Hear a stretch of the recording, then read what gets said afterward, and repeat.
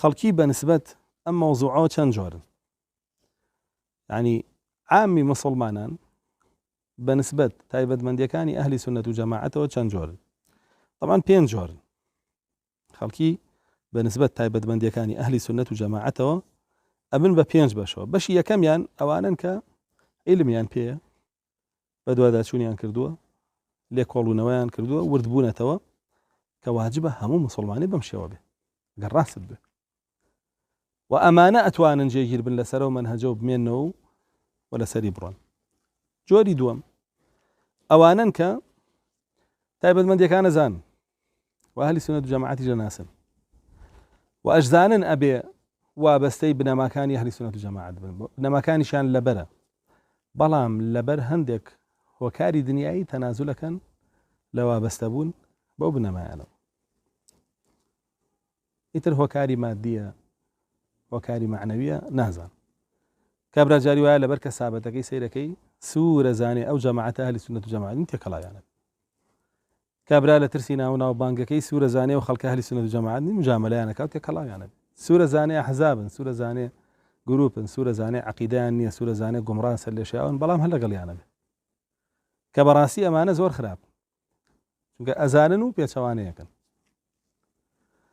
جۆری سێمی خەڵکی ئەوانن کە عاتیفەیان هەیە، عاتیفەیەکی باشیان هەیە بۆ ئەهلی سونەت و جەماعەت و عاتیفەیەکی باشیان هەیە بۆ مسلمانان، بەڵام جاهلن بەم قەواعیدانە، بەم بنەمایانە.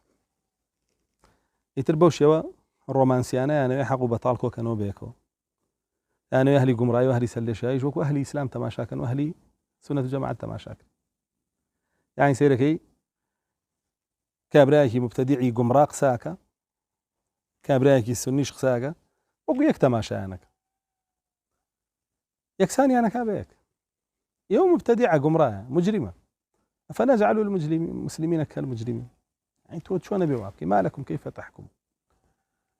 يعني سەیرەکەی ئەمەیان کوڵاوە لە ناوی ڕجاءە، یەکسانیەکا بەمایان کە ئەهلی سونەت و جەماعە. ئەویان کوڵاوە لە ناو خروجە، خەواریجە، یەکسانیەکا بە ئەهلی سونەت و جەماعە. ئەویان لە ناو تەشەیوعە، یەکسانیەکا بە ئەهلی سونەت و جەماعە. ئەویان لە ناو قەبر پەرستیە و ئەشعەریەت و ماتوریدە، یەکسانیەکا بە ئەهلی سونەت و جەماعە. بەڕاستیەوە زوڵم، بەڕاستیەوە سوکایەتی کردە بە مەنهەجی حەق. بۆ ئەمە کابرایەکی ڕۆمانسیە و عاتیفەیەکی هەیە بۆ ئیسلام وەڵێ ئەبێ مسلمانان هەمووی یەک بن، وەکو ئایا زیناکارێک و دایان پاکی یەکسان کەم بەیەک زوڵم نییە؟ مبتەدیعێک و سونیەک یەکسان کەم بەیەک بە حوجەیەوەی هەمووی مسلمانەکەی چێ. زۆر غەڵەتە ئەمە. ئەمە ئیتر ڕێک تەلبیسی حەقە بە بەتاڵ و بەتاڵیش بە حەق. ئەمە تێکەڵاوکردنی بابەتەکانە. بە ئیمامی ئەوزاعیان وت کابرایەکەیە واکە لەگەڵ ئەهلی سونەش دانیشێ، لەگەڵ ئەهلی بیدعەش دانیشێ، فەرمووی ذاك رجل يريد أن يساوي بين الحق والباطل.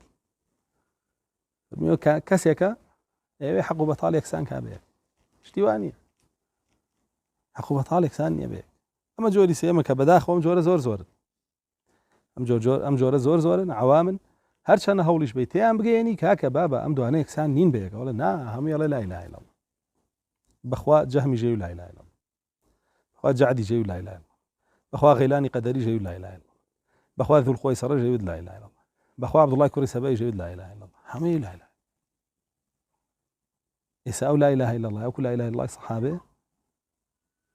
من لا ئیلاهە ئیلا الله یەکم بۆچی وەکو فەیلسوفەکانی یۆنان بێ؟ لا إله إلا الله يكن بوتشي وكو ديمقراطي خوازقاني أمريكا به.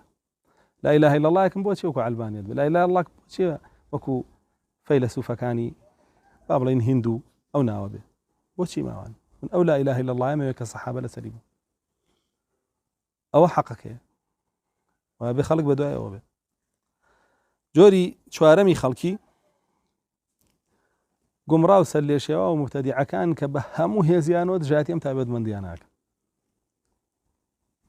هەموو هێزیانەوە دژایەتیم تایبەتمەندیاناکەن کە هەر هەمووی لە قورئان و حەدیثە هاتووە و هەوڵەدەن بەتاڵیکەنەوە پوچەڵیکەنەوە هیچ کەسێکیش لەسەری نەبێ.